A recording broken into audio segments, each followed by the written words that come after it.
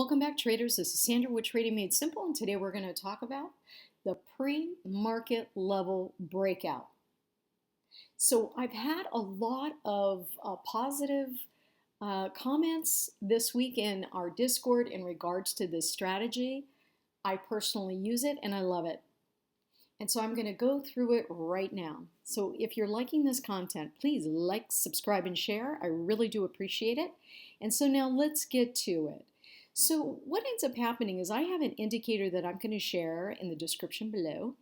And that indicator basically just identifies for you the pre-market high, pre-market mid, and the pre-market low. And those are the pre-market levels. And this strategy, which is a well-known strategy, is really just about taking a breakout or a breakdown based on those levels. Now, a couple identifiers that I do want to discuss with you is this. These algo wicks, the wick itself, in my Discord, I call them the peekaboo candle. That is the technical trader term that I've identified, and I am at war with these wicks. These wicks are just machine-driven orders that identify that there are orders to either buy or sell in this little area. There's enough of them to create this little surge of energy to be able to knock those orders out, but not enough to get the body of the candle to rise. Not enough energy, not enough volume, not enough money. So what ends up happening then is you get an alert or a trigger break that ends up being a false breakout because it is this peekaboo candle that I am at war with. So what you do then is I want you to be at war with it as well. These guys cause havoc, especially if you're following someone that's giving you some great trade recommendations or alerts. They're giving you trigger prices and you're utilizing the price itself. And because of that, that identifiable price of the pivot high is a resistance level. It is a trigger level. That is, trader common knowledge. And so what ends up happening is then those algos hit it and then go the opposite way and stop you out, right? If you're 20, 30%. So what you can do are two things. If you're automating your trading, number one, what you can do is increase your pad right here. So if this is your trigger level, right, and you can see it because you have the same indicators that I have, and you see that the pivot high right here is at 170.55, add 20 cents to it.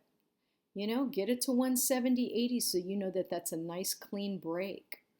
And then that's number one. Number two is that if you are day trading this strategy and you're sitting in front of the computer, you need to recognize that though that's getting close and that is a wick, you're not going to enter that trade. You're going to wait. You're going to have patience until it breaks one of those levels. And which level did it break here? It actually broke the low. And how did it break it? It broke it with a full-bodied candle. So once that full body of a candle actually goes through that low, that would be your entry. And you can see it goes right down, basically a peekaboo right through the bottom of our identifiable wedge here, which is the vertical trend line of the pivot low. And here is the horizontal pivot low trend support line.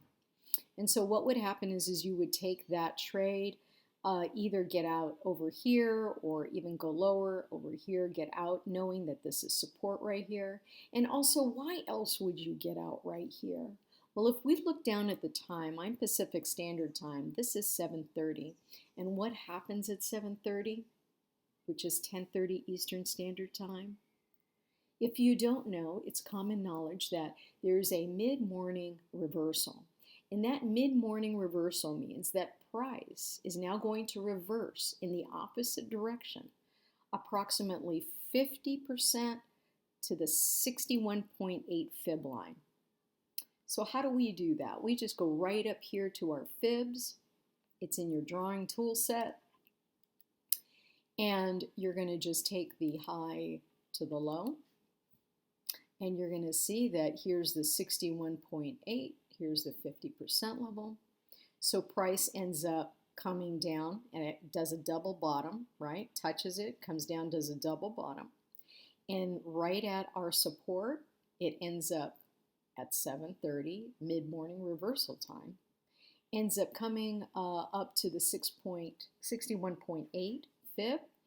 And then, kind of drifts sideways. So really in the morning, you have those two trades. You should already in your mind know that if you just have one chart and you're just concentrating, that you are going to have a decent trade in one direction and have it go in the opposite direction at least 50%. Knowing that should get you prepared to start exiting, okay, at that time. And then, of course, we do not trade, from 11 to 2 Eastern Standard Time. It's just a lot of chop. And then when you come down to the end of the day, you're going to be prepared for power hour for that last hour's trade. And you could see, actually, this was at 12 o'clock. So at 3 o'clock, imagine that. 3 o'clock, the power hour, from 3 to 4 Eastern Standard Time is the other opportunity for another trade. And so you would get in here and maybe just utilize not only your 50 EMA, but also your fib lines, right? Each time it breaks one of the fibs with a full body, you're just going to write it down to the next fib until it comes back up and you know it, it's time to get out. So that's how you would use the pre-market high, mid, and low. The indicator will be in the description below. Tip number 1 is not to break, not to get into that trade if it's a wick breaking the level. If you're automating your trades, pad it.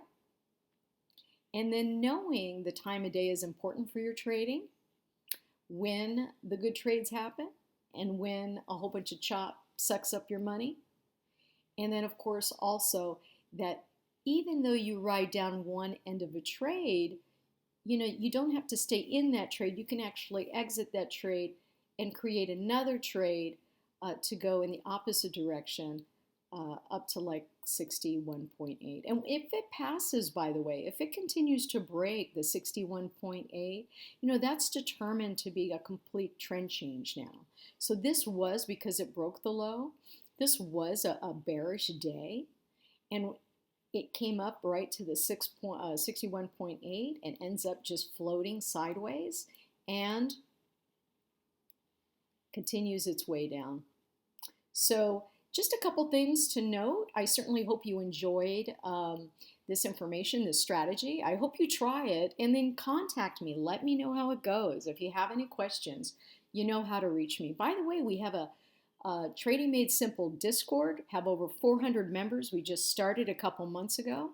I'm in there every trading day, answering questions, getting on voice channels, sharing my screen, having conversation with you to get you up and running in no time at all. We also provide data flow service. That's just an added benefit. So if you're looking for something like that, that'll be in the description below, and we'll see you in the next video.